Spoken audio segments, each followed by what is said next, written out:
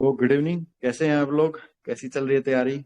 I hope बिल्कुल सब set हो गया होगा, सबकी तैयारी अच्छी होगी होगी। स्क्रीन दिख रही है सबको? Yes sir. सर दिख रही है सर। एडमिट कार्ड आ गए सबके?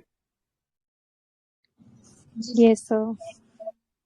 हाँ जी सर आ गए। हाँ जी। पढ़ लिया इंस्ट्रक्शन सारी?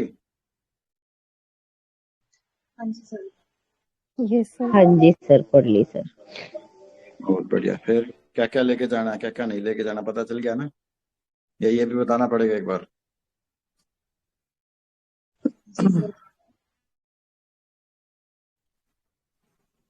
एक तो भाई टाइम से पहुंचना है, सबको पता है, इतने पेपर दे चुके हो, ये सब बताने की बात है नहीं, लेकिन फिर भी कई लोग ऐसे होते हैं जो बोलते बताया नहीं सर ने। तो भाई इसके अकॉर्डिंग क्या टाइम है आपका? 2:20 के बाद एंट्री बंद हो जाएगी।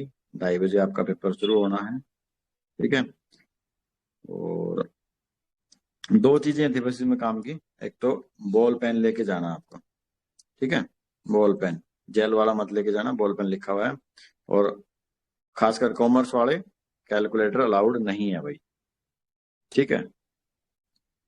और इसके अलावा बाकी कुछ चीजें, हाँ एक चीज और है कि घड़ी भी नहीं लेके जानी, घड़ी भी लिखा हुआ है कि अलाउड नहीं है। तो मोस्टली आपको वहां पर रूम में जो है घड़ी मिल जाएगी, आई थिंक वहां से आपको टाइम पता चल जाएगा। और वाटर बोतल भी अलाउड नहीं है, ये चीज देख लेना। वाटर बोतल अलाउ होनी चाहिए थी, क्योंकि देखो आप सब्जेक्टिव लिख रहे हो ना, तो बहुत बहुत लोग ऐसे होते हैं जिनको बोल बोल के लिखने की आदत होती है, मन मन में मुंह बोलते, तो गला सूख जाता है जल्दी से। हालांकि जोर जोर से मत बोलने लग जाना, नहीं तो पता चले बीच में ही निकाल देंगे। ठीक है। तो लिखते टाइम बोलना है तो मन मन में बोलना है, क्योंकि काफी लोगों की आदत होती है कि बोल बोल के लिखने की। तो मन मन में बोलना है, ज्यादा तेज नहीं बोलना। और कोशिश करना है कि शुरू के 1 घंटे में थोड़ा सा पानी जरूर पी लो, क्योंकि देखो एग्जाम स्ट्रेस होता है उसमें ना, पेट में एसिड बनना शुरू हो जाता है। तो पानी पीते रहोगे थोड़ा न्यूट्रलाइज हो जाएगा, ठीक रहेगा, नहीं तो फिर पेट में गुड़ गुड़ गुड़ हो जाती है।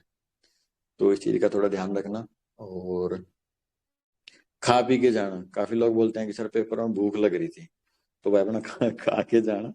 ये होता है, काफी लोगों के साथ होता है, पेपर में भूख लग गया पेपर में, तो वो नहीं करना है। दोपहर का पेपर है तो आराम से नींद, बढ़िया सोने वाले टाइम का पेपर है, दोपहर में लंच करके बढ़िया नींद आती है, उस टाइम पे पेपर है। तो ना आता हो तो सो जाना, कोई बात नहीं, थोड़ी देर। ठीक है। तो आई होप आप लोगों की तैयारी अच्छी होगी। किसी ने कोई कसर नहीं छोड़ी होगी, कोई कसर रही तो भाई अब रही तो रहने दो, उस कसर को पूरा करने के चक्कर में जो पढ़ लिया उसको मत भूल जाना। जो पढ़ लिया उसको रिवाइज कर लो। और जब 3 महीने पहले हमने अपनी जर्नी स्टार्ट करी थी, तब उस टाइम पे मैं बोलने लगा था कि साथ साथ अपने शॉर्ट नोट्स जरूर बना लो। जिन लोगों ने बनाए होंगे उन लोगों को काफी हेल्प मिली होगी अभी रिवीजन करने में। दूसरा, जिन लोगों ने साथ साथ पेपर अटेम्प्ट किया, मॉक अटेम्प्ट किए थे, अगर वो कॉपी संभाल के रखी होगी, मैंने बोला था एक ही नोटबुक में कर लेना, तो उसको भी अगर अभी रिवाइज किया होगा 1 या 2 दिन में, तो उससे भी आपको काफी हेल्प हो जाएगी। मोटा मोटा हर टॉपिक में से निकल गए होंगे। ठीक है।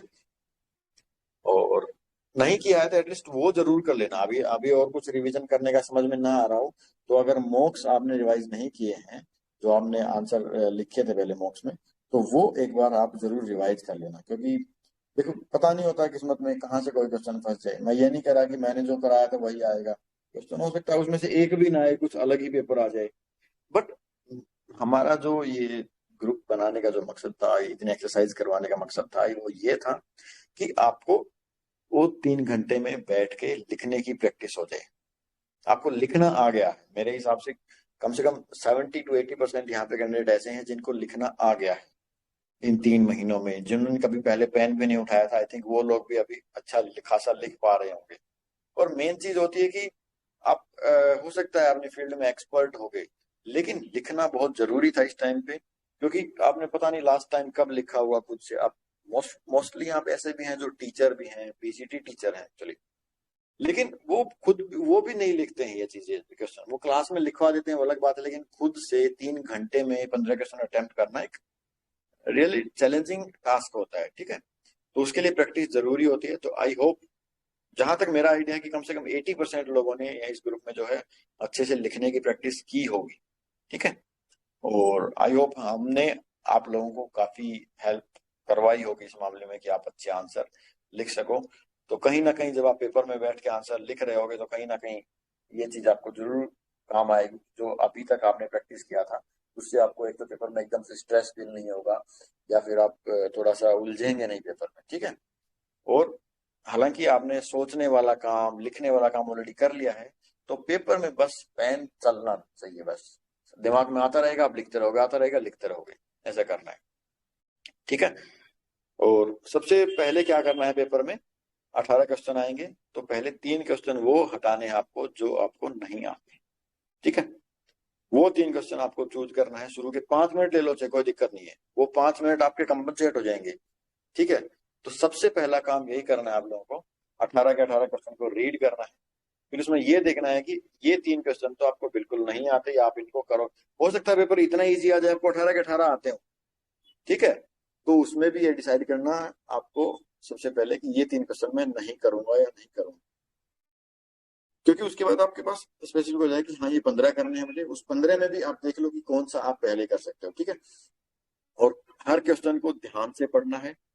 ध्यान से पढ़ने के बाद मैं देखो, अगर मेरी मानते हो तो थोड़ा सा एक हर क्वेश्चन से जस्ट 30 सेकंड पहले, शुरू करने से 30 सेकंड या 1 मिनट लगेगी या 40 सेकंड लगेगी, आपको जस्ट माइंड में एक उसका पिक्चर बना लेना है इस क्वेश्चन का, कि इसमें आप इंट्रो में क्या लिखने जा रहे हो, इसके मेन बॉडी पार्ट में क्या लिखने जा रहे हो, और कंक्लूजन में क्या लिखोगे। जस्ट 30-40 सेकंड लगते हैं ये सोचने में, क्योंकि ऑलरेडी आपने पढ़ा हुआ है।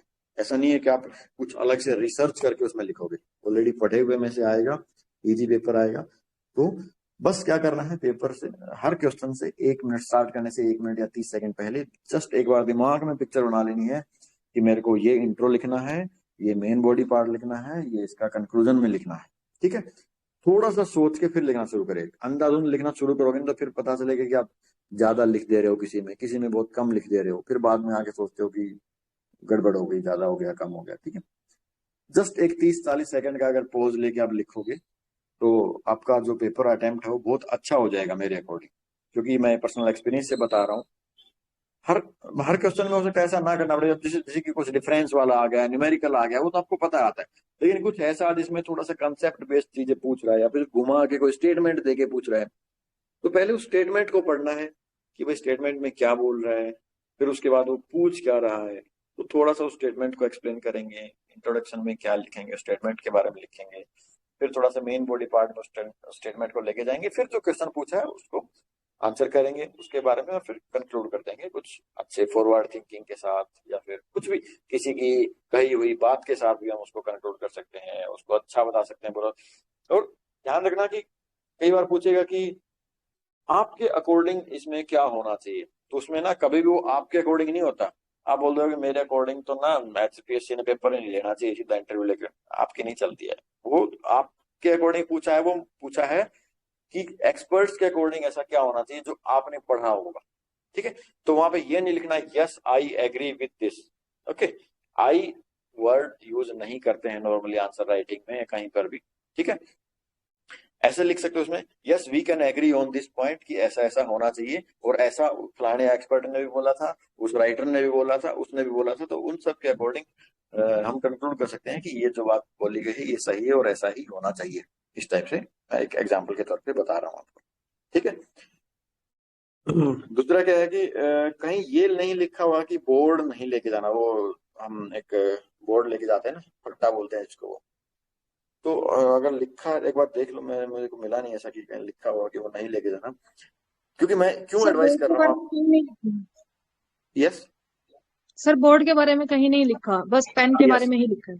यस। तो बोर्ड मैं सजेस्ट करूंगा कि अगर आप लेके जाओ तो बेटर है, और ट्रांसपेरेंट बोर्ड होना चाहिए, ठीक है।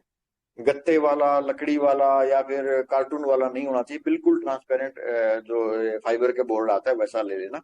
अगर अलाउ करते हैं तो अच्छा रहेगा, क्योंकि देखो आप 90% लोगों की मैं ये कह सकता हूँ कि लोगों ने आप टेबल चेयर पे बैठ के प्रैक्टिस नहीं करी होगी आंसर की, रजाई में घुस के घुटने पे किताब रख के उस पे लिखने की कोशिश करी होगी सबने।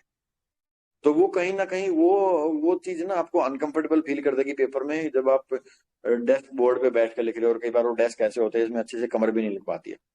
तो उस केस में अगर आपके पास हाथ में बोर्ड रहेगा तो बोर्ड के ऊपर लिख के आप किसी भी एंगल में बैठ के लिख सकते हो, थोड़ा सा वो आपके लिए कंफर्टेबल रहता है। तो कोशिश कर लेना कि अगर अलाउ करते हैं तो ट्रांसपेरेंट वाला लेके जाना, ताकि अलाउ करें तो आपका अलाउ हो जाए। क्योंकि कार्टून वाले या फिर और कुछ इन्फॉर्मेशन लिखी होती है या फिर कुछ लकड़ी वाले उस टाइप के वो अलाउ नहीं करते हैं, कि हो सकता है उसमें कुछ आप छुपा के ले जाओ, उसमें कुछ ऐसा लिखा हुआ आपने छुपा के। तो ट्रांसपेरेंट वाला नॉर्मली अलाउ हो जाता है। ठीक है। एक दो लोगों ने पूछा था स्केल के बारे में भी, तो स्केल भी आप ट्रांसपेरेंट वाला ही लेके जाना। अगर अलाउ करते हैं वेल एंड गुड, नहीं अलाउ करते हैं तो आपके साथ जो भी फैमिली मेंबर या जो भी फ्रेंड जाएगा उसको दे देना कि भाई ठीक है बाद में कलेक्ट लेंगे। क्योंकि कई बार मैंने देखा है स्कूल में ऐसे डेस्क होते हैं उसमें छेद हो रखे होते हैं, या फिर डेस्क अनइवन होता है, ऊपर नीचे होता है, खुरदरा होता है, तो वहां पे आपकी राइटिंग खराब हो जाती है, पेपर फट जाता है। क्योंकि बॉल पेन जो होता है बहुत हार्ड टाइप का होता है, तो वो अंदर घुस जाता है पेपर में।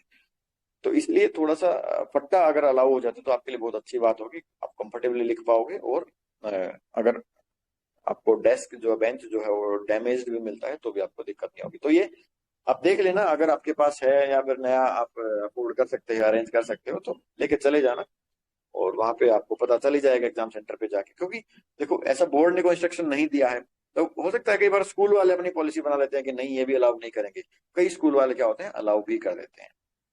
तो आपकी किस्मत अच्छी है तो हो सकता है आपको अलाउ कर दिया जाए, तो बोर्ड ले जाना साथ में। ठीक है। और क्या करना है, आईडी वाईडी सब अच्छे से रख लेना अपने पास में, एडमिट कार्ड वगैरह सब प्रिंट करवा लेना। क्योंकि कई बार क्या होता है कि हम पढ़ाई में इतने वो लीन हो जाते हैं कि ये चीजों को भूल जाते हैं, छोटी छोटी चीजों को, कि भाई एक कुछ फोटो वगैरह के बारे में लिखा है तो फोटो लेके जाना साथ में ही। ठीक है।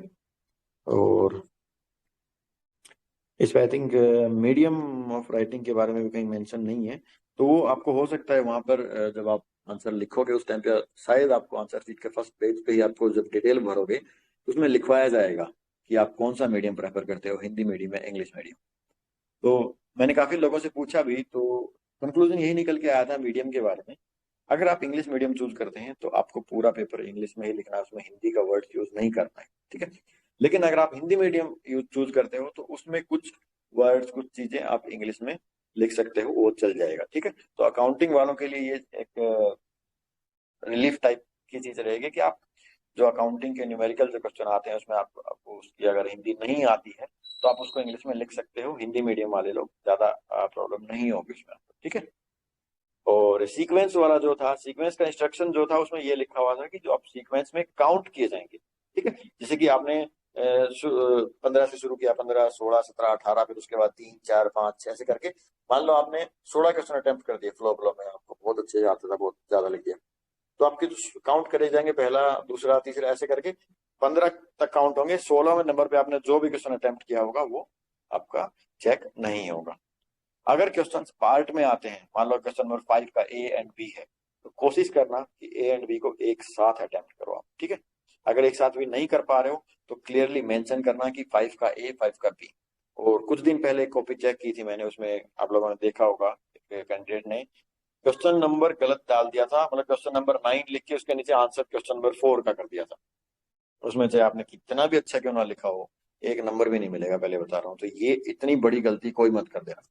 ठीक है। क्वेश्चन नंबर सही डालना, जो आंसर कर रहे हो वही क्वेश्चन नंबर डालना। हड़बड़ाहट में कई बार हो जाता है 8 का 9 बन जाता है, 9 का 7 बन जाता है, तो वो चीज आपको ध्यान देनी है। लास्ट में भी एक बार अगर 2 मिनट बचे तो चेक कर लेना कि आपने क्वेश्चन नंबर सही डाला है कि नहीं डाला है। क्योंकि वो उसमें सबसे बड़ा दुख होता है कि आपकी करी कराई मेहनत पे पानी फिर जाता है। ठीक है। तो सीक्वेंस का कोई चक्कर नहीं है, आराम से आपको जो अच्छे से आता है वो उसको आप पहले अटेम्प्ट कीजिए। अगर मान लो आपने 1.5 पेज में या 2.5 पेज में क्वेश्चन अटेम्प्ट किया और उसके बाद खाली बच रहा है, नॉर्मली आपको बहुत सारी अनफ नंबर ऑफ सीट्स रहेंगी, आपको ज्यादा टेंशन नहीं रहेगी कि स्पेस कम पड़ जाएगा। बट कोशिश करना कि थोड़ा सा डिसेंट तरीके से लिखो, ज्यादा फैला फैला के मत लिखो। क्योंकि चेक करने वाले को भी लगेगा कि 5-5 पेज में एक आंसर लिख रखा है। देखो उनको भी आलस होता है चेक करने का, सही बताता हूँ, तो वो भी सोचते हैं कि, तो नॉर्मली कोशिश करना कि 3 पेज तक आप निपटा दो। अगर 2.5 पेज में आपका आंसर खत्म हो रहा है तो उसके नीचे एक स्ट्रेट लाइन मार के कि यहाँ पे आपका आंसर खत्म हो गया, कट मार देना या पीटीओ लिख देना। ठीक है। खाली स्पेस नहीं छोड़ना है दो क्वेश्चंस के बीच में। कई बार क्या होता है कि आप खाली छोड़ दो, उसमें ना पीटीओ लिखो ना कट मारो, तो सामने वाला सोचता है कि यहीं तक आपने पेपर किया होगा, आगे वो पेज पलटना भूल जाए, हो सकता है कई बार ऐसा, तो फिर थोड़ी दिक्कत हो जाती है। तो कोशिश करना, खाली स्पेस बचता है किसी आधे पेज तक हो गया तो उसको कट कर दो या फिर पीटीओ लिख दो, और उसके तुरंत बाद दूसरा आंसर लिखने की कोशिश ना करो। देखो, खाली लास्ट में जो स्पेस बचेंगे, पेज बचेंगे, उसमें कुछ नहीं होना, वो वैसे ही वेस्ट जाना है, वो रद्दी में ही जाएगा बाद में। हो सकता है कुछ साल के लिए आपकी कॉपियां सेफ रखी जाएंगी, उसके बाद वो रद्दी के भाव बिकना है, तो उस स्पेस को यूज करना है। अगर आपका एक आंसर जो है वो 2.5 पेज में खत्म हो गया, तो उस जो 2.5 वाला पेज उसको छोड़ के नेक्स्ट पेज से फ्रेश स्टार्ट करना अगला आंसर, ठीक है। तो वो उसके लिए आपने पैसे दिए हैं फॉर्म भरते हुए, वो पैसे उसी चीज के लिए दिए आपने, ठीक है, तो उसको भरपूर इस्तेमाल करना है, ठीक है। और कोशिश करना, अगर प्लेन पेपर मिलता है तो साइड में दोनों साइड थोड़ी सी लाइन लगा लेना, ताकि आपका आंसर थोड़ा सा इवन दिखेगा, अच्छा दिखेगा, ठीक है। और आंसर राइटिंग कोशिश करना अच्छी लिखो। एटलीस्ट 0.5 mm का आप पेन जो है वो लेना, या फिर 0.7 का ज्यादा मोटा हो जाता है, उसमें क्या दिक्कत होती है, 0.7 का आप लोगों ने यूज किया होगा ओएमआर शीट में गोले भरते टाइम, ज्यादा लंबा लिखते हो ना तो वो थोड़ी थोड़ी मार्क्स छोड़ने लग जाता है स्याही के, फिर या तो आपको बार बार उसको क्लीन करना पड़ेगा। नहीं तो 0.5 का जो है वो इनफ रहता है, स्मूथ राइटिंग आएगी। और कोशिश करना उसके ऊपर वो रबड़ वाली ग्रिप हो, ताकि आपकी पकड़ भी अच्छी रहेगी, ठीक है। क्योंकि काफी लोग ऐसे हैं जिन्होंने बॉल पेन से प्रैक्टिस नहीं किया होगा, लेकिन अभी यहाँ बोल दिया कि बॉल पेन लेके जाना है तो आप बॉल पेन ही लेके जाना। पेंसिल भी अलाउड नहीं है, पेंसिल के लिए साफ मना करता है कि पेंसिल नहीं लेके जानी, ठीक है। तो आई थिंक यही था इंस्ट्रक्शन जो है आप लोगों के लिए, और अच्छे से करना है अटेम्प्ट, ज्यादा डिप्रेस नहीं होना है, ज्यादा सोचना नहीं है, पेपर आसान आएगा। आप लोगों ने खूब अच्छे से तैयारी की है, खूब मेहनत की है, मैं देख रहा हूँ यहाँ पे, तो डेफिनेटली आप लोगों का अच्छा रिजल्ट आने वाला है। बट पेपर में सिली मिस्टेक्स मत करना, जैसे कि क्वेश्चन नंबर गलत डाल दिया, या फिर क्वेश्चन ध्यान से नहीं पढ़ा, कुछ और ही आंसर लिख दिया, ऐसी मिस्टेक मत करना भाई। उससे ना बहुत, सही बताता हूँ, उम्र भर का दुख हो जाता है वो चीजें। तो ध्यान रखना इस चीज का कि सिली मिस्टेक्स ना हो, ठीक है। और